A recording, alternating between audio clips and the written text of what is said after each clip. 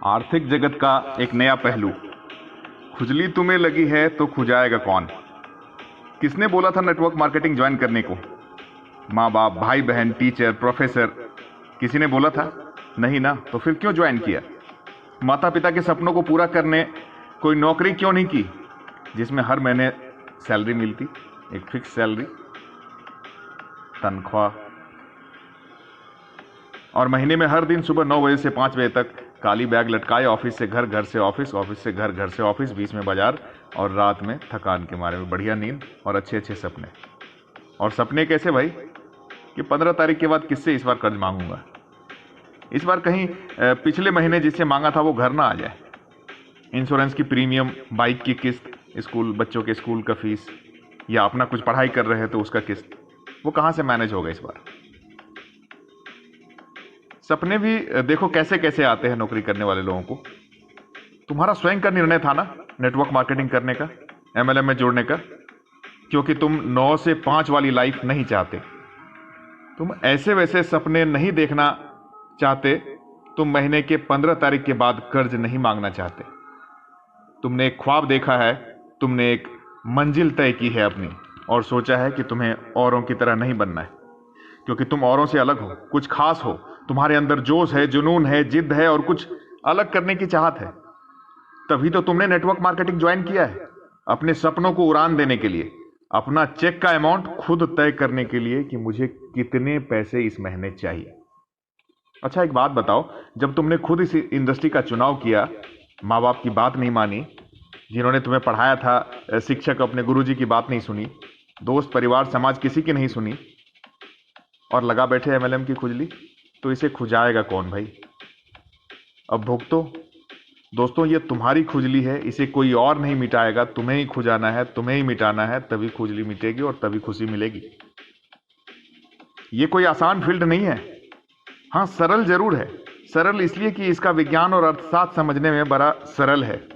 2 का 4, 4 का 6, 6 का 32, और ऐसा करते करोड़ों रुपए, बड़ा सरल है।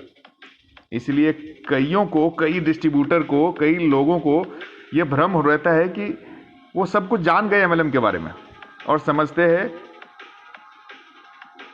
कि बड़ा आसान, लेकिन आसान नहीं, क्योंकि बार बार धीरज के साथ प्रयास करते रहना सबके बस की बात नहीं।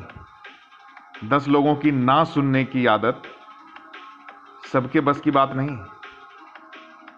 अच्छा ऐसा होता है ना, जैसे ही 2-4-10 लोगों ने आपको ना बोला, आपको रिजेक्ट किया, आपके प्लान को डाउट से देखा, तो आप खुद पे ही डाउट करने लगते।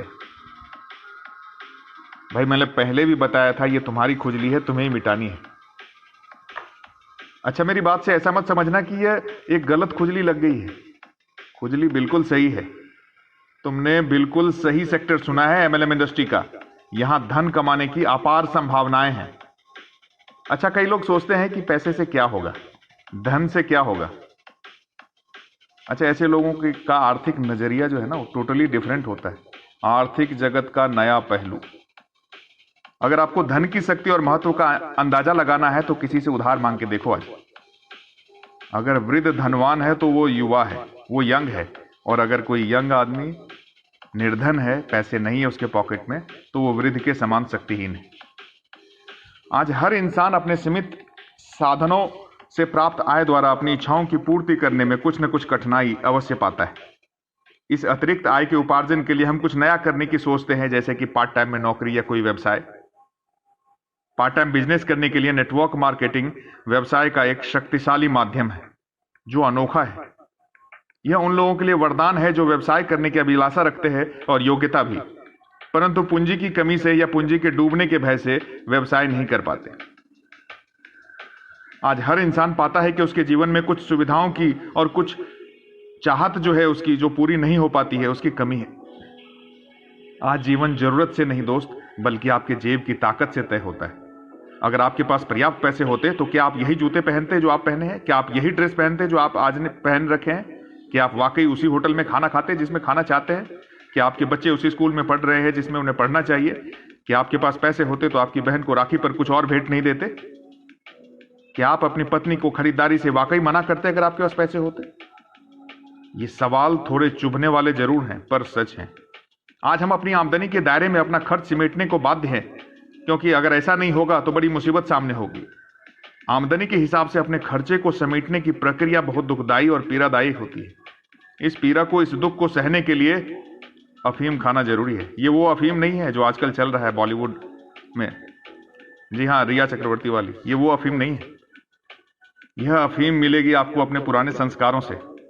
भारत भर में प्रसिद्ध पहली अफीम है संतोषी सदा सुखी। कोई सुखी आदमी नहीं कहता कि वो संतोषी था इसलिए सुखी हो गया। जब मजबूरी में मन मारना पड़ता है तो संतोषी सदा सुखी की दर्द निवारक गोली बहुत काम आती है। दूसरी प्रसिद्ध अफीम है कि जितनी चादर हो उतना ही पैर फैलाओ। सोचने की बात है, मेरे हिसाब से चादर होनी चाहिए या चादर के हिसाब से मुझे घट जाना चाहिए? और अगर चादर छोटी भी है तो पैर सिकोड़ने की बजाय क्यों ना एक चादर और लाकर पुरानी चादर में जोड़ दी जाए और पैर फैलाकर आराम से सोया जाए, जैसे कई लोग कर रहे हैं। इसके अतिरिक्त और भी कई तरह के अफीम लोग चाटते रहते हैं, जैसे कि पैसा सब कुछ नहीं होता, ज्यादा ऊपर मत देख, जो हाथ में है वो भी जाएगा, आसमान में मत उड़ वरना मुंह के बल गिरेगा। पैसा कमाने के लिए पैसा चाहिए और पैसा तो है ही नहीं मेरे पास। पैसे में सुख होता तो सब पैसे वाले सारे सुखी होते, वगैरह वगैरह और पता नहीं कितने सारे। इस अफीम से कम आमदनी में काम चलाने का दर्द कम तो हो जाता है, परंतु इस तरह की दवाइयों के साइड इफेक्ट बड़े खतरनाक होते हैं। और सुनो जी, पहला साइड इफेक्ट तो यह है कि आदमी अपनी समस्या ही भूल जाता है। वो समझ ही नहीं पाता कि यह सब आमदनी के कम होने की वजह से हो रहा है। वह समझता है कि उसकी समस्या बढ़ते खर्च हैं और वह अपनी ऊर्जा खर्चे कम करने में झोंकने लगता है। यह आदमी अक्सर बिजली कम जलाओ, फोन कम लगाओ, पेट्रोल कम जलाओ, ये महंगा वो सस्ता, सस्ती सब्जी कहां मिलेगी भैया, और पता नहीं क्या क्या बोलता हुआ पाया जाता है, जबकि वो भी जानता है कि ये सारे खर्चे जायज हैं। पर वो करे भी क्या करे? आखिर वो बढ़े हुए खर्चों की व्यवस्था कहां से करे? दूसरा साइड इफेक्ट यह होता है कि आदमी अपनी काबिलियत ही भूल जाता है कि वो अधिक आमदनी का अधिकारी भी है और उसके योग्य भी। उसे यह दिखाई देना बंद हो जाता है कि जो लोग इस समस्या से निजात पा चुके हैं वो भी उसी के जैसे इंसान हैं और वो भी पहले ऐसी ही हालात में थे जिसमें वो आज हैं। तीसरा साइड इफेक्ट होता है, आदमी अपनी ताकत भूल जाता है कि उसके जान पहचान के दायरे में ऐसे बहुत से लोग हैं जो उसकी आमदनी बढ़ाने में मदद कर सकते हैं, उसको सपोर्ट कर सकते हैं, उसका उत्साह बढ़ा सकते हैं। इस तरह यह आदमी एक मूर्ख जैसा व्यवहार करने लगता है। बीमारी इसकी आमदनी को लगी है पर यह ऑपरेशन खर्चे का करने लगता है। इस ऑपरेशन के दौरान जो सबसे दर्दनाक बात होती है वो ये कि ये संतोषी सदा सुखी की गोली खुद तो खाता ही है, साथ ही ये गोली अपनी पत्नी और बच्चे को भी खिला देता है और इस तरह से उनकी अमीर और समृद्ध बनने की सारी संभावनाओं पर पानी फेर देता है। नेटवर्क मार्केटिंग का आधारभूत सिद्धांत है, जिस पर यह पिछले 50 वर्षों से टिकी हुई है, कि आप समस्या की जड़ को पहचानिए। हम ये प्लानिंग करते हैं, वो प्लानिंग करते हैं, कभी फाइनेंशियल एडवाइजर के पास जाते हैं, कभी शेयर मार्केट, म्यूचुअल फंड, कभी इंश्योरेंस कि आज से 40 साल 50 साल बाद मैं रिटायर हो जाऊंगा, उसके बाद कुछ वर्ष और जीवित रहूंगा तो कितना खर्चा चाहिए, कितना इन्फ्लेशन होगा, मेरे बच्चे कैसे पढ़ेंगे MBA BBA, और पूरी प्लानिंग करके बैठ जाता है और उसके हिसाब से सोचना शुरू करता है। उसे एक एडवाइजर अच्छा एडवाइस देता है कि सर आप अभी से निवेश शुरू करिए, इतने का पर महीने RD खोल लिए, इतने का SIP करिए, इतने का म्यूचुअल फंड, अपना टर्म इंश्योरेंस लीजिए, हेल्थ इंश्योरेंस कराइए और ये डालिए एक नए प्लान में पैसा। अरे भाई, पैसा कहां से आएगा? अगर इतने पैसे होते तो क्या वो आपके पास आता प्लानिंग के लिए? उसके पास लोग आते दौड़ते हुए कि साहब आपका पैसा कहां लगा दूं। तो अपनी बीमारी को पहचानिए कि आखिर बीमारी क्या है। ये कम पैसा, कम आमदनी, ये बीमारी है। समस्या की जड़ ये है, यानी समस्या कम आमदनी है, ना कि अधिक खर्च। यह कहती है कि खर्चा मत करो, आमदनी बढ़ाओ। नेटवर्क मार्केटिंग ये करती है कि खर्चा कम मत करो, आमदनी बढ़ाओ। इसलिए आपको अपनी ऊर्जा का अधिकतम हिस्सा इस दिशा में लगाना चाहिए कि आपको आमदनी कैसे बढ़ानी है, या आपकी आमदनी कैसे बढ़े। और ये तो आपको पता ही है, तभी तो MLM की खुजली लगाई है। आमदनी बढ़ानी है तभी तो नेटवर्किंग की खुजली लगाई है।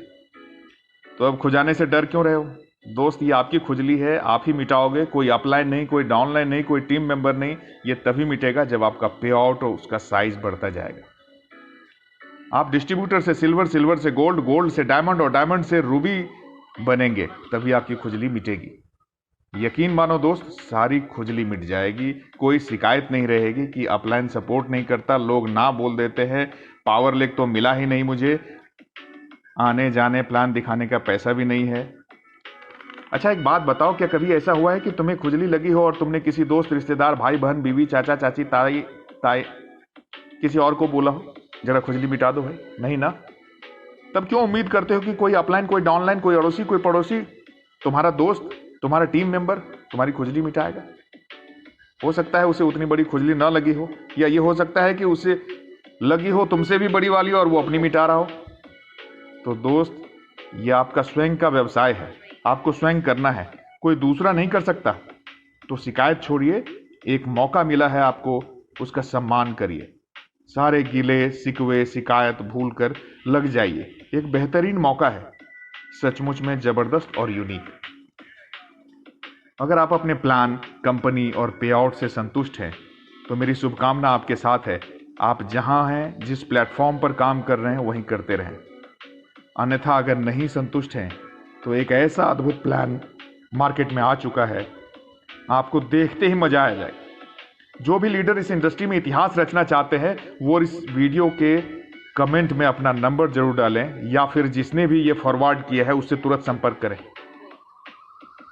तो अंत में आइए एक प्रण करें कि जो जो मेरी कलाकारियां हैं, जो जो मेरी आदतें हैं, जो जो मेरा ज्ञान है, जो जो मेरा कौशल्य है, मेरी मेहनत, मेरी जिद, मेरा जुनून, जोश, पागलपन, मेरी दृढ़ता, हटता, उमंगता, मस्ती, उत्साह, आवेग और पैशन, समर्पण के साथ पूरी तरह से तब तक लगा रहूंगा जब तक कि इतिहास न रच दूं। और मेरे इस सफर में मेरा कोई अपलाइन नहीं, कोई डाउनलाइन नहीं, कोई टीम नहीं, मैं अकेला हूं और मैं अकेले ही अपने इन सारे सपनों को इस इंडस्ट्री से साकार करूंगा और अपनी खुजली मिटाऊंगा। जी हां, जो भी करूंगा अकेले अपने दम पर करूंगा। जय हिंद, जय इजी कार्ड।